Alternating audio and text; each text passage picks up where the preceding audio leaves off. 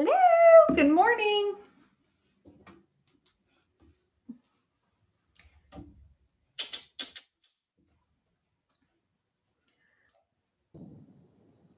Good morning. Good morning. Good morning. Good morning. How are you doing? I'm doing good. How are you guys? Good. I liked your post yesterday. I'm like, I think she's still on a little bit of anesthesia. Probably. I'm really grateful that I come out. My best friend and my mom both came out of anesthesia really bad, like just took days to get better. And like my friend's arm was numb. Like it was just like weird side effects. And so I was kind of nervous about that, but I felt great afterwards. So maybe too great to do a live video about a colonoscopy, but I was just dying laughing on the way home. At this lady, saying like, yeah, you wanted to do a class right when you woke up. I thought it was hilarious. I saw it like really late last night. I'm like, oh my gosh, because I was actually going to miss today so I could finish my taxes and finish the stuff before it's Friday. And I'm like, oh, I can't if she's going to be gone. And she was risking her whatever it is on Facebook to talk about her colonoscopy, which might encourage me to get mine done since, there we go. See, there's always a reason to do a video to motivate others. Yeah. So if I have it done, it will be all your credit. So you'll be like, I did it. I liked my place too. I highly recommend who I went to. It was in Arlington because I tried like several in this area, Keller, South Lake, and none of them. I mean, one of them couldn't get me until the end of June. And then another one, like they just couldn't get an appointment on the books. I couldn't get anybody to get an appointment. And so I was like, I had to go back to the one my mom suggested in Arlington, and they were really good. So that's awesome. Yeah. I had to do that before I get the endometriosis surgery. So that's why. Yes. Why is the endometriosis surgery taking you out so long? How long is it taking you out for? So they say to have a good solid 2 weeks to recover, to feel back to yourself. But I'll be gone before I knew the surgery was planned. I think before I even knew I had this, since it all happened so fast, we booked the week of Memorial Day to go down to Galveston with our RV, like to do a little vacation because Memphis is out of school that week. And so it was like, shoot. And it was like non-refundable, and it was kind of pricey for the spot because I got one like right next to the beach, of course. Of course, that's the only way to do it. Yeah. So I was like, I am not canceling that. And it's just going to be my, vacation before I'm out for a while. But hopefully, and the reason why the surgery or the recovery too is because they go in on a Friday to do the surgery. And then I have to go back in overnight 5 days later on Wednesday, and they go back in through the holes and check to make sure nothing has adhered together. Yeah. Or, it's because of healing, it can, fresh skin can stick together. So after that, then I'll be able to be better, hopefully. It was so long ago when I had it that they didn't do that, but my oldest is 18 and I had it done before she was born. So, but I just remember having the surgery. Like, that's it. This doctor, even I have another friend and she hasn't had to do all the things I've done. So this doctor is like, this is what he specializes in, and that's it. Like that's all he does is the surgery. And so he's got it down, and he requires this, and this. And if you want to get his surgery done by him, you got to do it. And he uses like a robot machine to do the surgery too. So it's special stuff that he's just figured it out. And I'm like, whatever, dude, you're kind of kooky, but I like it. So, all right, 9:02. Let's get started. So today we wanted to talk about different scenarios. I know dialogue, script practicing, different things like that. And Karen, if you guys have any script practicing sheets that you like that you want to get out, we can go over those as well. I have a few that we can go over. But first, I just wanted to see if there was I was going to really focus on objections. So I was going to use some of the resources that we found through Buffini. But just going through the top buyer objections, top seller objections, and then being able on each of these to kind of share what you guys think and what you guys, different ways to say things. And you guys can unmute yourselves and we can share this, or we're going to be able to use this if you just want to type it out, different scenarios, different questions, different things like that. So first, is there any specific one you guys are maybe dealing with right now?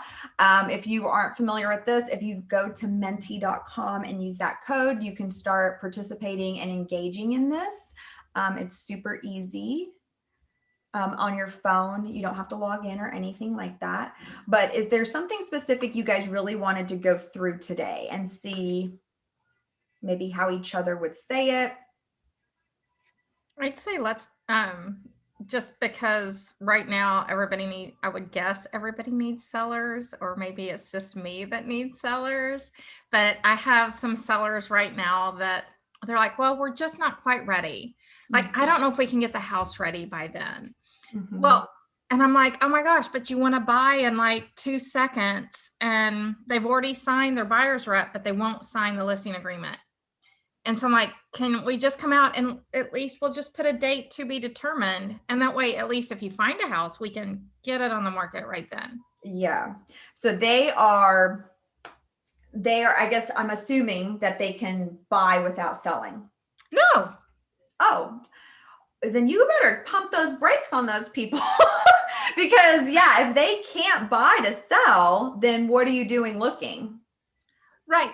And they, like, I'm not showing them properties, but they'll come across them and they'll send them to me. And then they'll be like, oh my gosh, Karen, we got to have this house.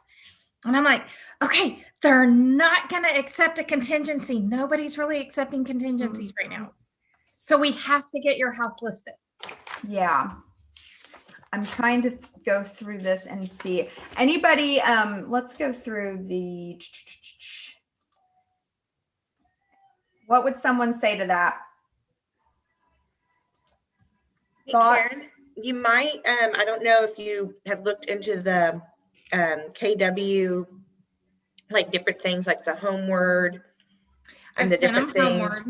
Yeah. And so maybe that might be something if they are wanting to buy before they sell, that you look into that.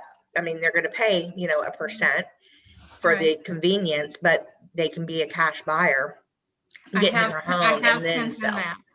Yeah. And I did like that. Their house is too nice to do like the iFinder or iBuy or anything like that. But yeah, I've tried that and they're like, well, we're just not sure. And I'm like, okay. So. And they understand. I think that's going to go, like, I have a seller objections here.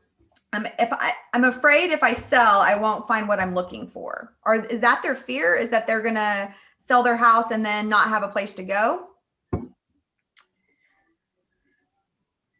I think it's more that they're just busy and they're not ready. They're not 100% ready unless they see something. And they saw something when I was out of town and I was like, okay, I'll call them. And I called and like, will you accept a contingency? And they're like, no, the house is going to sell this weekend and we won't accept a contingency. So. And you've I'm assuming you've gone through all that with them. Yeah. Yeah. At some point, they're going to get tired of hearing that, you would think. Well, that's what I think that's going to happen. But are they going to get mad at me and lose me? I don't know. That's the fear. Yeah. Sorry, I may have missed something earlier. Have they looked into the option of selling first? I mean, yeah, to do them individually and not have the contingency. Are they able to get the loan for the new house first? No. Okay, they've already tried. They said they haven't, or they said they can't. That they're looking at a very high price range. So. Okay, I had somebody do that and they thought they could not, and they wound up being able to do it. And then, if a house goes on the market, it's going to sell ASAP. So that fear hopefully is taken care of. I just wanted to see if that was an option. Yeah. So and I think did they do a bridge loan? Is that what your people did, Adrian? Nope. They were just pleasantly surprised that they were able to actually qualify outright. So it was just, maybe it's worth a look just in case. And that's a good question, Karen, to clarify. Are they not comfortable buying before selling, or is it the fact that they literally can't get approved for that loan without selling. Because sometimes, like kind of what Adrian's saying is, you know that their house is going to go, right, because of the market. And so whether if they can get approved to buy without selling, doesn't mean that they're not going to sell their home and have that money, right? Yeah. So I think there's a difference, because we had a client, of course, literally they didn't just have a lot of extra money laying around, but they did get approved to buy a new home before they sold. But in the background, we were working it so that we would have that home sold to have the cash. So there's a difference between technically not being approved for that and then them just not feeling comfortable with buying a home before they sell a home. But you can kind of work that out in the negotiation and the timeline to make sure that they're going to sell their home before that one closes without it being a true contingency. Yeah. And I did send them that the last time. I'm like, look, I said, even if you're not ready to list, we should at least get everything ready. I should walk through your house a second time, because I walked through it last year, and just see what you have to be done. I mean, the house is really, she's a very good housekeeper. I don't know how much I'd really have to tell her to do. Mm-hmm. With busy people, I would say step by step. First step, before we go look at any other houses, you've got to get your home ready to sell, because we need to at least be able to hit the button. If you find one you want and we need to submit an offer, we need to be able to hit that button that it's live, because an agent's not even going to look at your offer if your house isn't on the market. So if you can just get them to that point of just like, okay, the house is ready, we have the listing agreement, you don't need to do much to it, but I need to be ready to hit live so that we can get you. Or if looking at these houses is pointless. And I think that's a tough conversation to be that firm with clients, right? Like, I'm not going to go show you because you're fearful that they're going to leave you, right? Yeah. Well, and I wouldn't actually show them houses, and I haven't actually shown them any houses yet, but I'm like, well, I'm not going to do this. Like, if you want to be priority, you have to have a listing or a buyer's rep with me. So I at least did get that once this one house came on the market that when I was out of town. And, but now I'm like, and that's exactly actually what I said to her last time. I was like, look, we just need to get it where it's ready. So that way, if a house comes on the market, we can tell it that it's listed. Mm-hmm.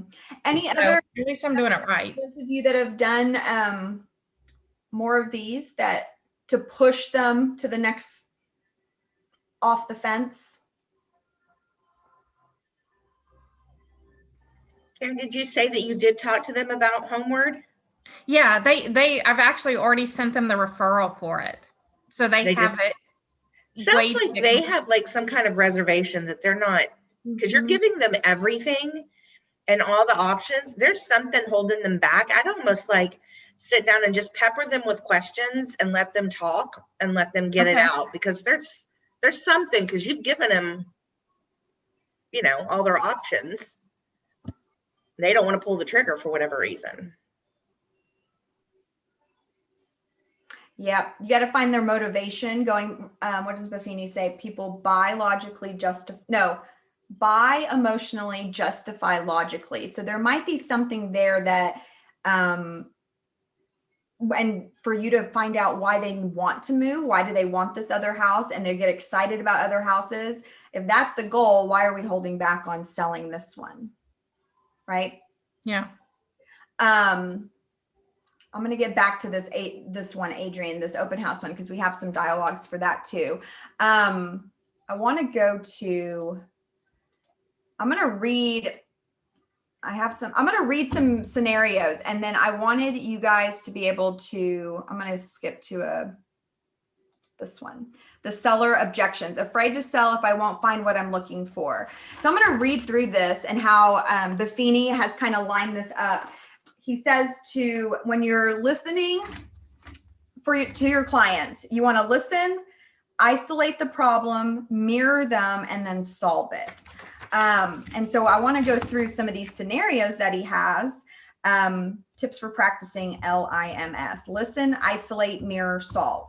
The only way you are able to listen is to ask questions, ask open-ended questions. Oops, I'm not recording. Actually, I'm feeding live. Then ask the follow-up questions that exposes the fear, because it's always the fear, right?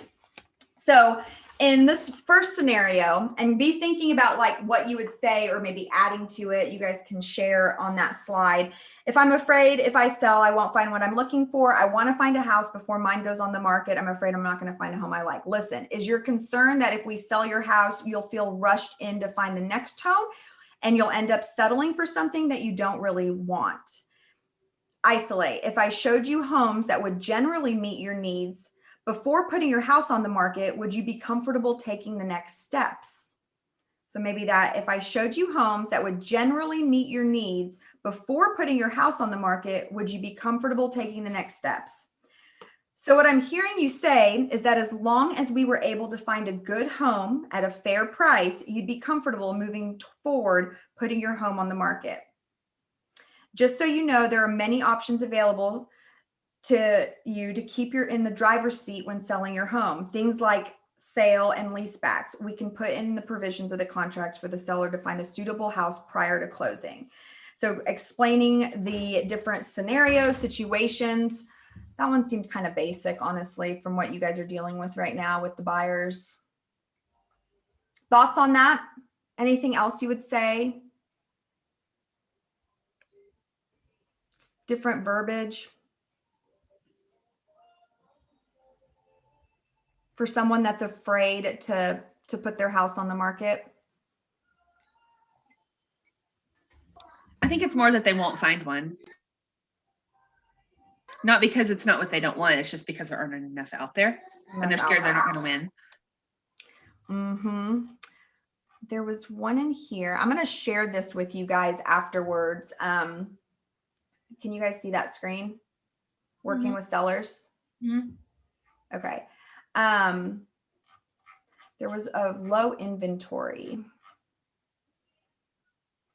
which isn't long. Oh, by the way, if you know, and this is to call. Oh, by the way, if you know someone buying or selling a home, especially someone interested in selling at this time, give me a call with their name and number. That's basic. So these are some dialogues that, let's go back to the beginning of this working with sellers. We're not having to deal with price reductions right now.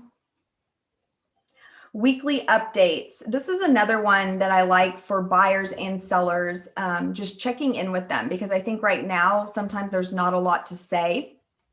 And they feel like what's going on, and you know, that's when they start spiraling and you feel like you're going to lose them. So just checking in with them to see how they're doing and to give them some feedback on their house that's on the market.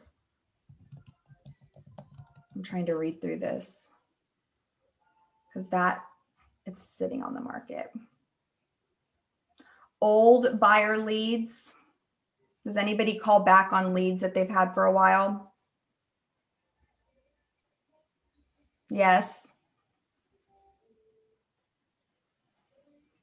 Old buyer lead you've spoken to previously. Hi, Dale. This is Erin over at ABC Realty. We spoke a few months ago about properties. This is for buyers, though. We want to focus on sellers, right?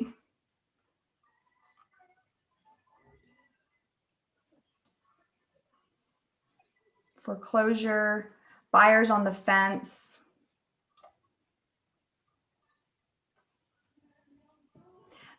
And the reason why I like reading through these is because it is good to hear it, to have it in your head, to kind of know when to pick and choose the different things that you can say. And sometimes these are done well. Does somebody can someone read, you want to read these? Because I think this is a struggle right now with the buyers being on the fence, right? It is. And actually, I did have a client, he's on hold right now, he was like worried about paying too much. So that's actually very common too, probably just as common as the sellers that they're like, oh, I can't find, even though he is a buyer, but the sellers are saying the same thing. All right, I'm going to read dialogue 1 and then I want someone to read dialogue 2, okay? Not sure if it's a right time to buy. One of the things I'm excited about in representing a buyer in this particular market is that there's lots of choices. Oh, there's lots of choices.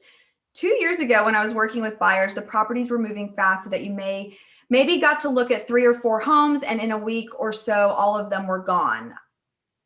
I actually represented buyers who bought homes they kind of liked but didn't love because there weren't as many choices. Here's the great news.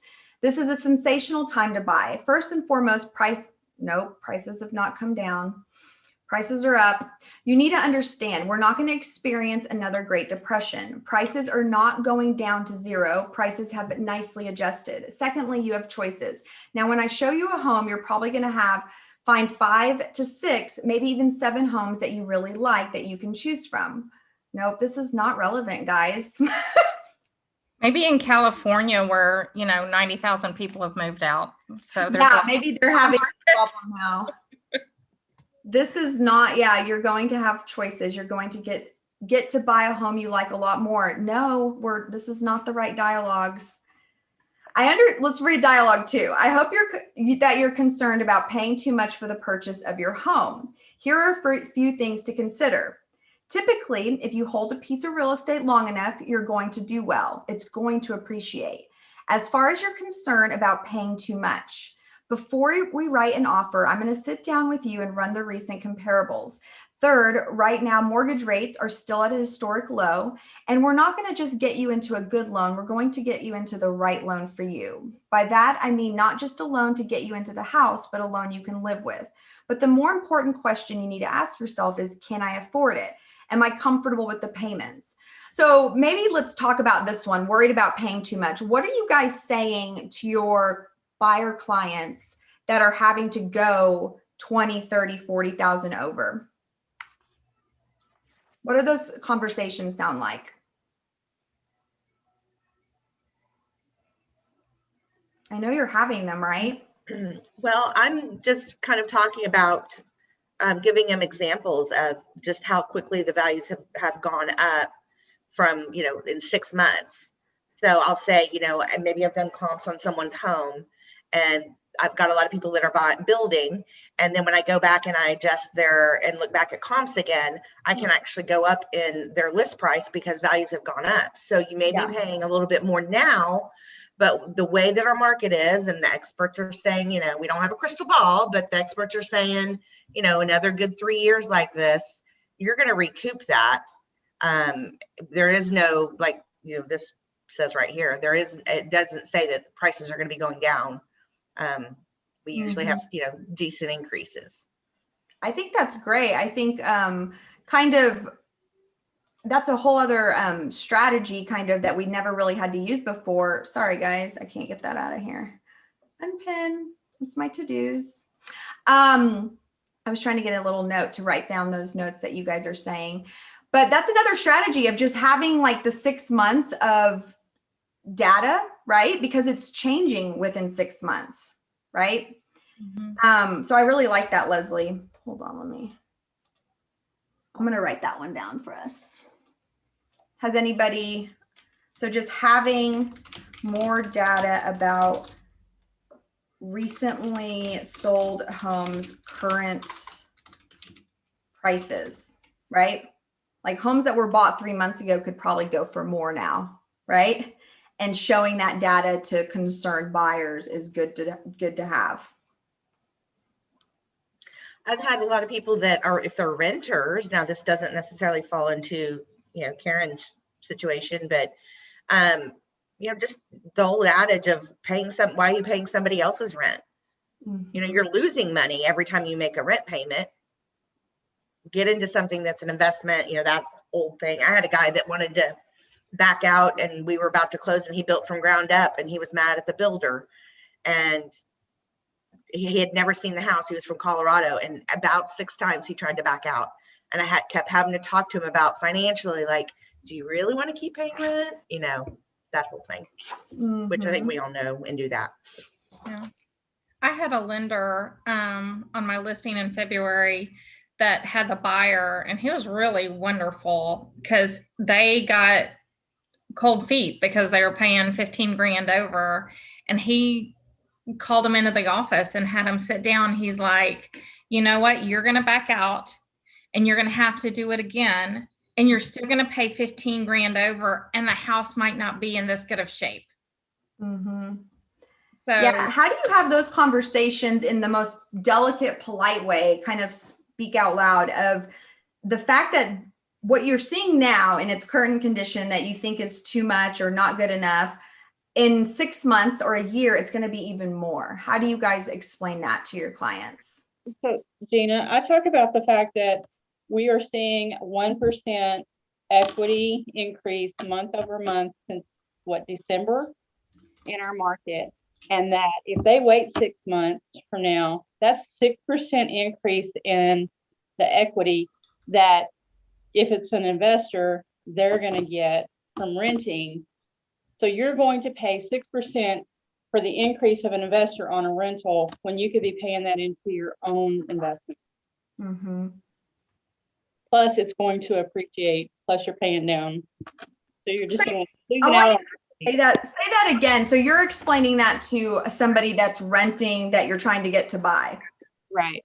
Okay, so say it again. He was just like, I think I'm just going to go rent someplace and be done. And I said, so our housing market, the asset is appreciating 1% month over month. So if you rent for 6 to 12 months, that's 6 to 12% of equity that landlord is getting and you are losing out on. Mm-hmm. You're making all of those payments when those payments could be going to decreasing your balance and increasing your equity. So you're really missing out on 15 to 24% equity. And what happens when they say, well, it can't keep going up forever. And, I don't want to be stuck in something that's overpriced. Well, they're not coming back down. Yeah, that's what I tell them that too. I'm like, I don't foresee it coming back down, but I'll tell them I don't have a crystal ball. I said, but we have so many people coming from California that the price, when you look at economists, it's like 3 to 5 years, but it's not, I think it's more that they're going to stagnate. The prices are just going to stagnate and not grow anymore. They're not going to decrease. Well, I think that eventually our tax rate is going to price people out of affordability on a house. Mm-hmm. Like what they're paying over and above for their actual payment. And then the taxes, I think, are going to just really start to keep a bunch of people from being able to afford a house.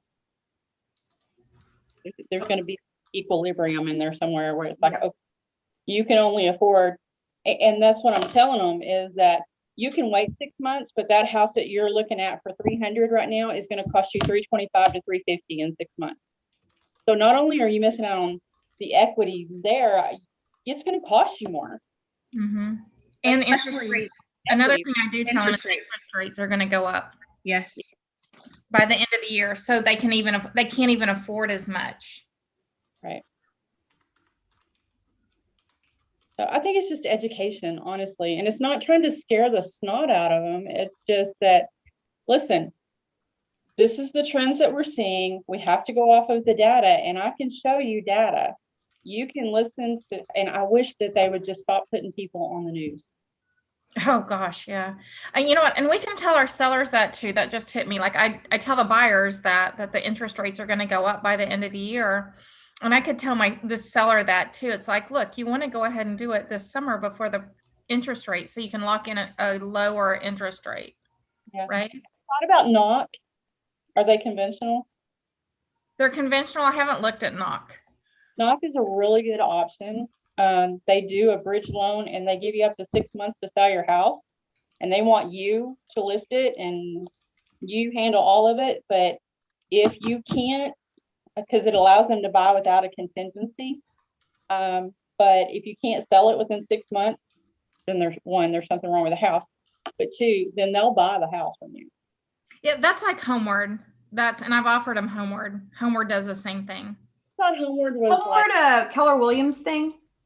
It's only? Not anybody. It's just that a Keller Williams person started it, so it's marketed with us. Oh, okay. So I thought Homeward was more like Home Partners or Divvy or Ribbon. No, you can. They charge for, a convenience fee to pay cash for the house, and then they have to buy it back. Does not buy it for them, and then they buy it back. What does knock do? Divvy. Huh? That's more like Divvy, because Divvy will buy the house and then they'll rent it to you. You have up to 18 months. You know that if you bought it for 300, you know that you're going to rent it for 1750, and you can buy it with that first 18 months for 315. And what are you saying, Shanae? Divvy? Divvy, Divvy. So what Divvy does and knock do? Say that again. What does knock actually do then? Because with Homeward, they only have 6 months to sell it. Knock will provide a bridge loan. They are the mortgage company on the buy side. So There's a convenience fee in there somewhere. So, it's not just like, hey, let me sell your house and we'll buy you a new one, blah, blah, blah. There's obviously fees. and did you say that Divvy gives you 18 months? So Divvy and Home Partners of America were kind of along the same line. I like Divvy better because Divvy, they require you to put 2% down, and that goes into an escrow account that goes toward your purchase. And then unlike Home Partners of America, who would charge way over market rent, and then none of that would go towards your purchase, Divvy will say it's market rent is $1,500. They're going to charge you $1,750, but that $250 is going to go into that savings account. And so it's almost like a forced savings account for people to buy a house who can do it themselves, and they get to buy the house that they want, or they get to rent the house they want to buy. And So those are some good options. I think it's a great option. It's just that you have to have a certain credit score. You have to make at least $55,000 a year, I think. And who's the best person? Because Karen did mention something about the house that they are selling it's a higher priced home. So that convenience fee, I'm assuming, is higher. And then does it make the most sense? Is that what? They don't want to, nobody wants to pay it. Yeah. Yeah. Well, I actually had a seller that accepted a Homeward contract. They did? Yay for you, Debbie. And so I'm coming from the seller side, looking at Homeward. And communication is more difficult, but it was cash and closed in 3 weeks. Wow. And so the people coming, it's been pretty easy. It does have to get appraised. And so they paid $25,000 over the asking. It came back super low, but we fought it, and the appraisal actually got up to within $5,000 of what they actually paid. Because they have to have the appraisal when they buy it back. Mm-hmm. And do you think that appraisal was fair, like pretty good appraisal? Mm-hmm. Yeah. The first thing they do is a desk appraisal, and then if people don't like that, then they send a person out. And it didn't bother my sellers. He was there for, short amount of time to take some pictures. And they closed and they funded. They did fund the day after, but it was, they sent a mobile notary. It was easy. It wasn't hard as far as the seller was concerned on my side. Well, that's good. And did your seller fight the appraisal, or did the buyer fight the appraisal? The buyer fought the appraisal. And Yeah. did you? The seller didn't really have anything to do with them. Yeah, I just didn't know. Did you help them find? I did help them, but it was in my neighborhood, so I was wanted the appraisal to be good too. Yeah. Right. Okay. What's so that was good. I think good conversation about some options that, there's just so many new things that are coming out there, and all the different options for your clients, I think, is so important. Like Shanae always kind of goes back to educating them on what's available, what's the options. And that takes a lot of work on your guys' part, trying to keep up with all the different options, right? And when we educate them, we have to give them the right to make some mistakes. So we've educated them. Now they get to choose. It's not what we would choose for them. It's them choosing for them. And that sometimes is hard. Yes. Is to watch them make a decision. I mean, advise them, say, oh, think about this or think about that, but to let them make a decision you wouldn't make. Yeah. But that's their right. They should make their own decision, even if it doesn't agree with yours. Correct. And that's the part about being a real estate, having that you're the rock, not the water, like you're the steady one. You're the one giving the facts, staying non-emotional, because it's already going to be emotional for them, right? And so I think for most situations, when you feel like you're getting caught up in like, what do I do? Going back to what are the facts is always important, right? And I think that works every time because it's rational.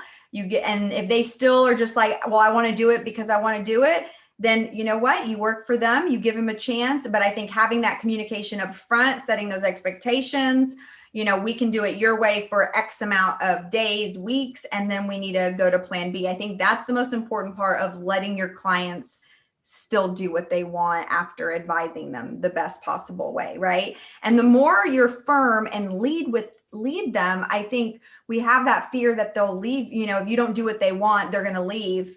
But at the same time, some people respect that more and they want to be led in this situation. They want to see that, you let them do it their way, but you, in the end, it's always great when it works out the way you said it was going to, right?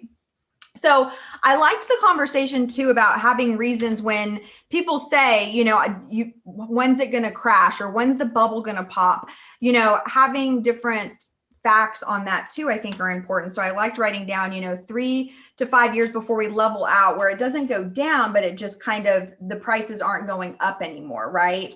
The increase will stop. What else have you guys heard from economists that you guys use when you're explaining that these prices aren't going to drop dramatically? Well, one thing is people were like, hey, we're going to see a whole lot of foreclosures come in the market. And I'm like, yes, we are going to see some short sales and some foreclosures because life happens. People lose their jobs, things happen. But by and large, people are putting so much money down that the equity is there, and real estate is an asset that appreciates. It's not something that depreciates. It's not like a used car. It's not going to come down in value. And there's only so much land. Everybody needs a house. A lot of companies are bringing their headquarters here. It seems like there's a new headline every week. And so that's just a continual influx of people who are coming here. And so our local DFW market is pretty insulated when it comes to big changes in housing trends. And I just tell people that we're not really poised to stop anytime soon. Mm-hmm. Right. I like how you said that we're insulated from that drastic, drop in the influx isn't changing, because and that's kind of, in the simplest terms, I like to say, as long as people are moving here and every time you hear a headquarters moving here, every time you hear about people moving here, until that slows down for a long period of time for us to catch up, there's no way for our market to crash at this point. In our market, right? Like it's not going to go that way, because the demand is just, now we can catch up with new home builds, right? The cities keep getting bigger and bigger and more spread out, but we need to, I think that's a hard thing to prove to anybody that's nervous, huh? Well, What else do you guys say? I like what Sheena said, that because they're putting money down, and now as the MLS is catching up to what the homes sold at, and those people are paying thousands over, like they're bringing 25,000, but now the home is truly valued at that. That's what they're going to get taxed on, is what they paid for it, even though it was $25,000 over appraisal, correct? So they do have that much equity into it. Mhm. What do you tell your buyers though, when maybe like when the taxes go up, educating them on what that looks like? Okay, you're buying this house right now for this much and your mortgage payment is this much. But if these taxes go up, what's your mortgage? I mean, have like talking to the lenders, do the lenders play out those scenarios right now? I don't know if the lenders do. I know with my buyer, he wouldn't look at what the tax, he looked at the tax percent and would calculate it. So But maybe you've got to that's consider it going up too, you know? So like if you are paying 20,000 over and eventually, you know, the home values go with it, how do you explain to your client, like, do you feel comfortable if your mortgage payment were to change to this because you have to save more taxes for people that have their taxes coming out in their mortgage payment? yeah, taxes can't go up more than 10%. 10%. So maybe even doing, okay, so since we know that, maybe even doing a scenario. Okay, let's just say worst case scenario, your taxes go up 10%. Has anybody seen that happen? Right? Shanae, Debbie, yeah. So that's something very real, right? We say worst case scenario, but it's something very real that can happen. What if you had that data for them to look at when they're looking at these houses too? If they went up $20,000 or 10%, what's your mortgage payment going to look like? And are you still comfortable with that? Even though that's kind of a Debbie Downer, one of the worst things is when your client ends up not being. Darla Downer. What? Darla Downer. Darla Downer. Okay, sorry, Debbie. Darla Downer. Or yeah, we can use another name. But I mean, has anybody had that conversation with their clients and have to explain to them that that is something that can happen after the fact of, you know, them moving in and seeing their taxes? Mm-mm. Yes, Leslie's shaking her head. The taxes will go up year over year. Yep. Because if the asset goes up, that's what they're getting taxed on. But to fight their taxes every year. Yeah. That's where you circle them back to you every year. Let me know, I can help you, you know. I also make sure that I educate, especially people from coming from other states, about our homestead exemption. That you know, not only will that save them money, but it is a protection for them, because if they're coming from a state like, I think New Jersey's one, you have a Dillard's card that you didn't pay for 5 years, they can get a judgment against you and force the sale of your house. We don't play that here. We have a homestead exemption, and that, to the best of my understanding, actually is a protection. The only people that can take your house is the IRS, the taxing authority, and the mortgage people, because if you don't pay, you don't stay. Mm-hmm. What other things do you guys, I mean, who's worked with some relocation from out of state? Shanae? I have. Yeah, I mean, is everyone feeling that too? What are some things that Shanae just mentioned, homestead exemption? What other things do you guys bring up that are important to remind a relocation? No state tax, depending on where they're coming from. And what do you say? Well, going back to my guy in Colorado, you know, he was complete sticker shock on the property taxes. And when he looked at taking away the state tax that he pays out of his paycheck, it didn't make him whole, but it definitely softened the blow a little bit when he compared it. Mm-hmm. I know that doesn't work for areas that don't have a state tax, but. Well, Gina, you can answer this question. How much is a burger here versus a burger in San Diego, burger and fries? Did you say I can? I believe you can, because I've tried to go to Mastermind for the last 2 years, and yeah, no, but you know, I feel like our area, we're right there with California, guys. Like when it comes to cost of food and these restaurants, and the more, you know, independent places we get and little boutique-y places, I feel like our prices are right up there. Traveling a lot. I mean, do you guys feel that same way? Like you used to travel to cities that were like big hubs to travel to. We're like, what travel? What's that? Oh, you know, it's when you get to go to new places. But I feel like, you know, burgers, everything's more, but I feel like we are kind of on track for one of the higher priced areas for food, which kind of gives you a good indicator on the market too, because You can't have food that's cost that much if you don't have the people to buy it, right? So we have the people paying. I think the hardest thing for us, as especially if you're from Texas, is seeing these Texans, first-time home buyers that are just not able to buy, right? And like what Shanae said too, like getting priced out because of taxes. So how do you say that to a client that maybe can't buy right now? What do those conversations look like? They're tough. Yeah. So for me, I do the buyer's consultation. I sit down and I walk them through the process A to Z. So one, they see the value of having somebody represent them because they have no clue that all of that goes into buying a house. But we talk about the fact that we want you to be in your best position possible. So one, you find a realtor that you trust, and then you get pre-approved with a lender. And maybe the answer is not a no, but not right now. So you know that you need to have $20,000 for closing costs because you want to buy this hellaciously expensive house, then I say hellaciously expensive, not anymore. Then you know, we got to get you there. If that's what your goal is, because we did goal setting at the beginning of it. If that's what your goal is, this is how we get you there, or we need to readjust your goal. I like that. I'm just keep thinking about like if they have to wait, then it's going to be even more, right? True, but I mean, if this is what the market is, and if this is what your goals are, this is how we can get you there. If you're not there right now, so it's identifying the issue, identifying the goal, and getting a solution. Because you could just go, well, if you don't buy now, you're not going to get a house.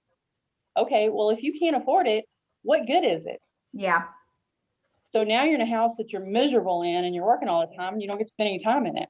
I like that. And I like that you're saying you're goal setting with them at the beginning of the process. What is the goal? And then coming up with, and maybe that is something more that has been put onto your guys' laps than ever before, right? Like your role in this is to help them see what they want and what they can do, and then a plan to get there, whether the plan is now or in X number of years, and calculate all those inflation, right? What it's going to be at that point. So when we know in 5 years it's going to be X dollar more, well, now you know what to be planning for, right? I think that's why it's very important to have a lender who can give ideas on how to get there. I mean, some lenders just say, no, you're not approved, or you're only approved for this much. You have to have the person who says, but if you want to get to this point, here are the steps you have to take. Here are the the debts you need to address. And what about that conversation? Are you guys seeing that becoming more and more important with the tight market? Is the lender conversation of having a lender? I mean, you guys have brought that up quite a bit right now, is like explaining to your buyer how important it is to have a lender that you can trust and reach out to, and that you're not a number in their system, right? Right. And how you work together on their best for their best interest, but then also that those are really, if you go look at houses first, you're putting the cart before the horse. You need these things ready to go so that when you find the one, you're ready to pull the trigger. And because that puts you in your best position possible to be able to make your best offer possible, and that you know what that is, you're comfortable with it, and you can make that offer in confidence. Has anybody had to do like a pause? Like, let's say we didn't start there because it took off fast. What do you say when you have to pause in the whole journey and say, okay, let's get back to what the goal was, and kind of do a reset with them when they're kind of spiraling and not knowing what to do? They're losing they're losing offers. How do you press that pause button and kind of reset with them and go back to, okay, let's go back to what the goal is and what our plan is? Maybe if you didn't do it at the beginning. Or even if you did. How do you say that? Debbie, have you had to do that with a client where you just have to press a reset button to kind of get them back on track? Anybody? No? Well, I'm not, I think we do, and we may not always realize that that's what we're doing, because it just comes so natural to us to kind of just put them back on track. Because anytime we talk to them, we're like, okay, now remember, these were our goals. Are these still our goals? Mhm. This is where we want to get. How well, okay, what did we do right on this one? What did we do wrong on this one? So I almost think it's just comes so natural for us to always kind of be putting them back towards their goals. Mhm. Sometimes that we don't realize that we're doing it just by asking them Well, it's questions. because you've been doing this for a while. That's why too, right? Well, yeah, but still, no, not really. Not compared to a lot of people. 5.5 years is not. No, it doesn't even put a hole in the bucket. Mm. But I don't know. So if they go off the rails, and you're like, okay, maybe you're just like, hey, let's come back and let's have a re-goal setting. We can say, hey, let's come back together. Let's have another meeting. I'll buy you lunch or coffee or whatever. And let's just reevaluate and make sure our goals are still the same. And that's an easy enough conversation. Yeah. And then it's them. And that's kind of what I wanted you to play out. And that's what I mean by you've been doing this, you're good at what you do. But we got to also remember that is not, we can't forget that skill that you have to do that is why you're a good agent too. And so that's part of, collaborating together and brainstorming on how that looks. And like, is it lunch? Is it a coffee? Is it a phone call? But we always see when things get serious or they get off track, it's important to sit back down with them, right? And really have a serious conversation where it's not just a little check-in call. Like we're not winning. I don't want you to get discouraged. And I think that's part of leading them too, right? so you did this little thing with the doggies. I did it with the kitties because my clients were cat people. Love. But it has what you want in a home and then list it out. And they have this on their refrigerator, right? And so when we talked about it, I said, okay, here's what I set up for your search. We're under contract with them for a new build. And I'm like, okay. And I brought it back to, okay, hey, look, we got 5 of the 7 things on your list. That's pretty awesome in this market. And had this been somebody that went off the rails, I'd have been like, okay, hey, so let's refer back to this because we agreed. And I send this them as a follow-up after our buyer's I love that. Here's a recap of what we talked about. These are the things that I'm going to set you up on for a search. These are your must-haves, non-negotiables. And I even find that, God bless my poor little VA buyers, I'm about to write their 17th offer because they've gotten knocked out because we're under 240 every time. And she delivered her baby last night. Great. I sent her to the hospital during our showing yesterday because she was yellow in the face. And guess what? She's also currently in surgery to remove her gallbladder. Oh, wow. My That's day a stressful yesterday. time.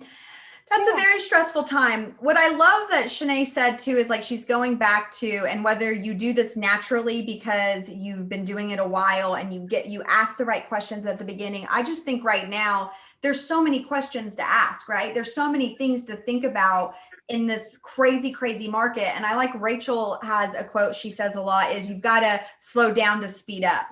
And at the beginning, it's like going against everything you want to do is like hustling hard, getting out there, let's pound the pavement. But if we slow down at the beginning and have those real sit down, because, I think it's even more important now than ever to have those sit down conversations with your clients beforehand, before we start looking to lay all this out and to have it to go back to, right? Because if you ask a bunch of questions and you write them down and you never look back at them, it's really no good. And it helps them remind them what they need to go back to, right? Like, okay, you're right. I said that. It's hard to go against you when it's what they said.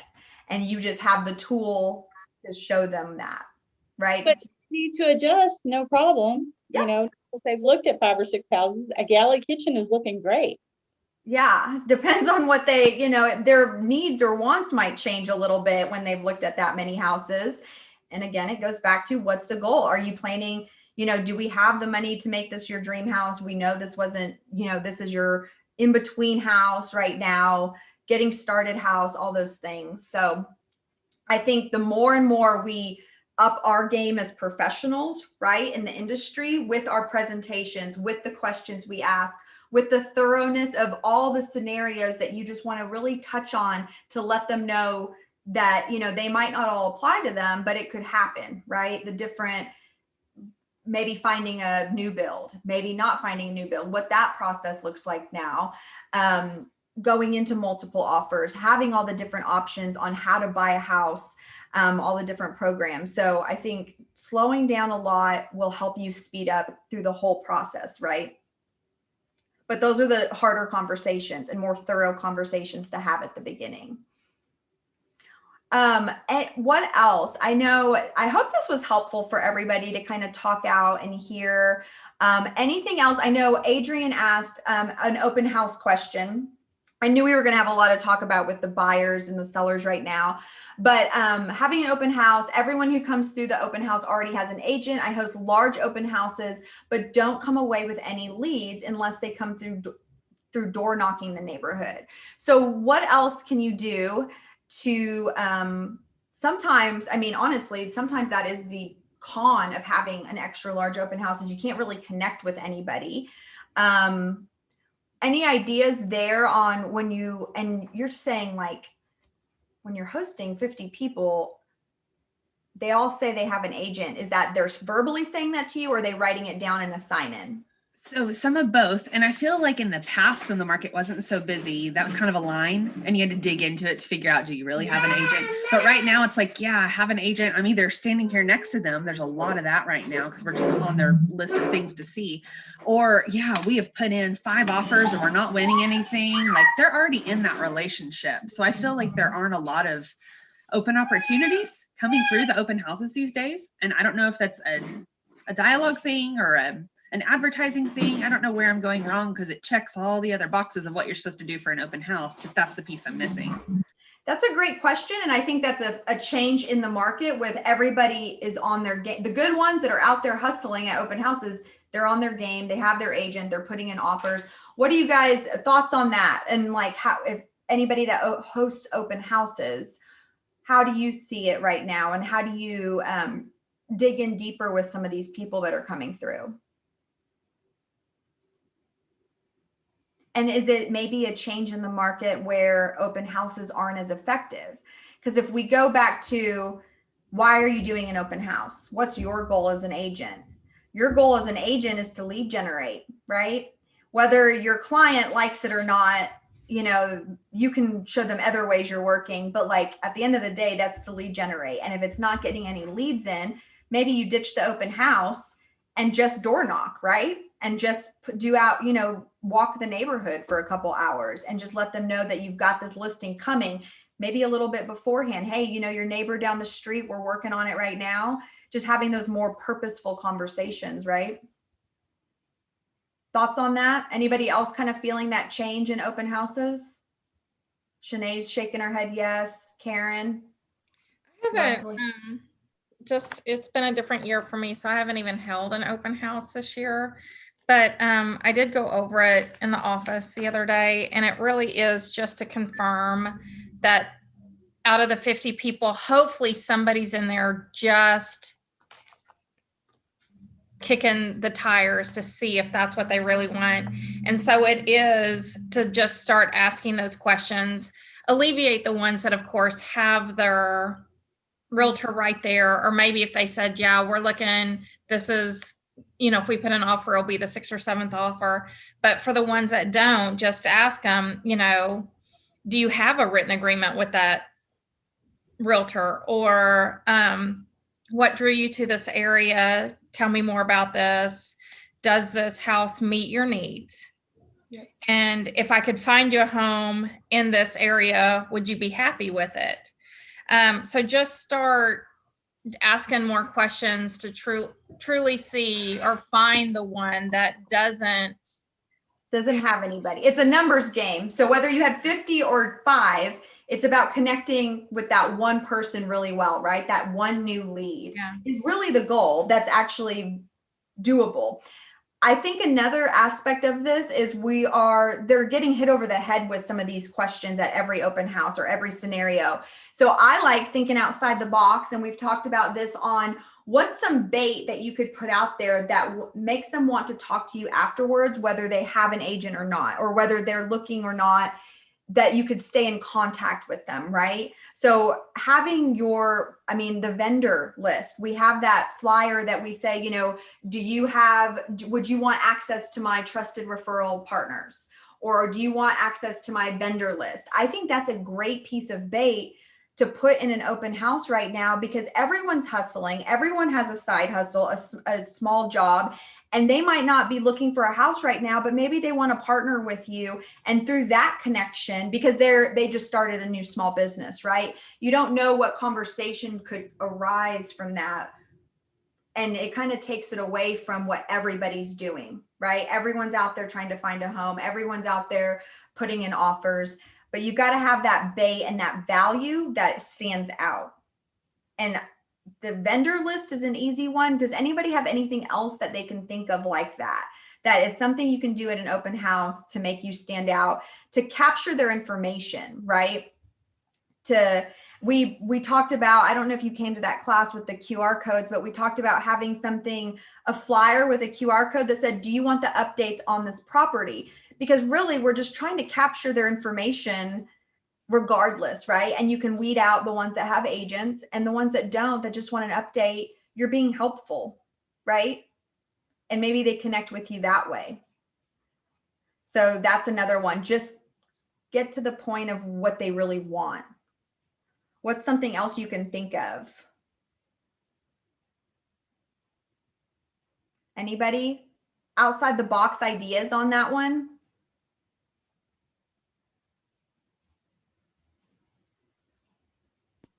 I don't know that it's necessarily able to capture their stuff. I use these cards that have feedback on them for the open house. So like, hey, as you're walking through the house, would you please give seller some feedback? And then on the other side, it's like, hey, I want to be able to kind of take some notes. And so if you do have a realtor, put their name down. So if you are interested in submitting an offer, I can follow up and I'll know who's who, right? Because we have so many through. I'm also putting out there, because we do J.P.A.R. Sure Sell, which is if you have a house to sell, we partner with Knox. So we have that option where we can do that. So even promoting some of those other options, like really becoming an expert on some of those other programs that are out there that might serve them. I like that. Also, you guys put out the flyers about what's going on in, DFW. Hey, I know you're only here for a couple of days from out of state. Check out these places to eat, or hey, these are great places to take the kids when it's not pouring down rain and you have to swim to get there. So those kind of things. So just items of value, I think, more than anything. And sure that my card's attached to it. So. Yep. I think capturing their information somehow, and then being able, especially on a bigger open house, because at that point you need to capture it and then you got to weed through it when you have that many people, or you're just real straight to the point when they're coming in and you focus, you're helpful and you're there for them. But if you just really pouring into, just like we talk about in working by referral, pouring into those that, you want to nurture that relationship, right? Instead of trying to be the hostess with the mostest for the whole open house, really going narrow. Thank you for all the help and the feedback. No problem. All right, guys. I see everyone, we got issues blowing up. Everyone needs to hop off. I hope this was helpful today. I feel like we got it started with the conversations where we wanted to hear what, other people's ideas. So I hope it was helpful, and we'll talk soon.